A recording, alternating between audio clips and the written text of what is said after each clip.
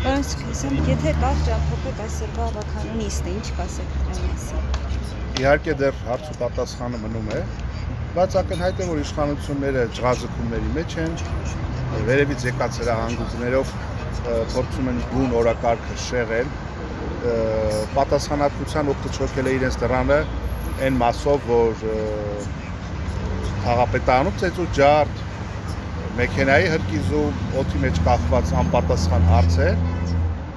եւ գահավիժող վարկանիշ իշխանությունների եւ դրանով պայմանավորված չունեն այլ նարատիվ հանրությանը մատուցելու, քան էլի կրկին նախկինները բահնում սենց վատ բաներ ա եղել 7 տարին ենք իշխանություններ եւ բոլոր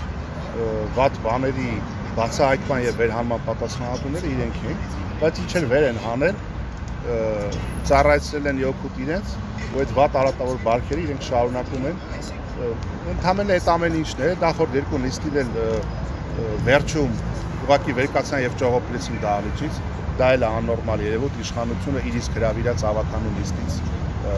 ճողոպրում է հանրային տրանսպորտի, մանկապարտեզների, չգիտեմ, ջրահեռացման հետ կապված որ ուղղությամբ նայում ես խնդիրներ են, խնդիրներ են եւ երևանցիներն էլ պատմելու կարիք չունեն, բոլորը իրենց առօրյա կյանքի մեջ այդ բոլոր խնդիրների մեջ բախվում են եւ երբ որ այստեղ խնդիրները բարձրացվում են, իրենք ջղաձգվում են, իրենք արդեն մատնացույց են անում, բա այս ինչ բանը ձեզ որտեղից այս մյուսի մեքենա որտեղից, այս մյուսը որտեղից տեղական հայտնի դառնում, որ այդ թունավոր մթնոլորտը որ ստեղծվել է, իրենք են ներարկում նման խոսունքով, ինչ խոսում են մասին, որ իրենք շատ լավ զգում են, որ հողը իրենց ոտքերի տակից ուղղակի գնում է։ Գևորգ Ստեփանյանի մասով որևէ արձագանք, այսինքն նրանց կողմից չի լինում, այսինքն նշում են, որ նույնիսկ դե արձագանքն է դեր, ասում են այդ ավտոները որտեղից, որ իրենք տենց մտածեն, պատվեր կատարողները կգտնվեն, էլի ավելի կարճ մտածող, այդ ավտոն իրեն որտեղից վառել, մյուս դրա այլաբանական պատասխանն է, իսկ Գևորգ Ստեփանյանի մեքենայի հետ կապված ինչ-որ մի երիտասարդ են ձերբակալել, բայց որևիցե կազմակերպիչ պատվիրատու չի երևում եւ այդ երիտասարդն ոչինչ չի խոսում եւ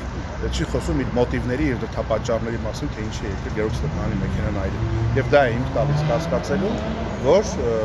այդ ամենը ունի շատ ռեալ պատվիրատուներ եւ շահառուներ։ Այսինքն քաղաքական նույնիսկ։ Այո։ Իսկ տեսախցիկներից է բարձ երևի դա հա դարձել թե ով է այրել մեքենան, որովհետեւ ինչքան տեղակ են տեսախցիկները պետք է ստուգվեին։ Ոստիկանները ըստ ամենայնի տեսախցիկներով են իդենտիֆիկացրել, բայց կատարողի ինքնությունը պարզելը միայն չի նշանակում գործի ամբողջական բացահայտում։ Մենք դրա համար ենք հետամուտ, որ այդ խնդիրները, այդ իրականությունը վերհանվի եւ հասկանանք, թե այդ ովքեր են, որ իրենց թույլ են տալիս արդեն մտնել մարդու տուն, մարդու մեքենան այրել, ընտանիքը ահաբեկել եւ այդ հարցերը ուշուտ իրենց պատասխանները ստանալու են։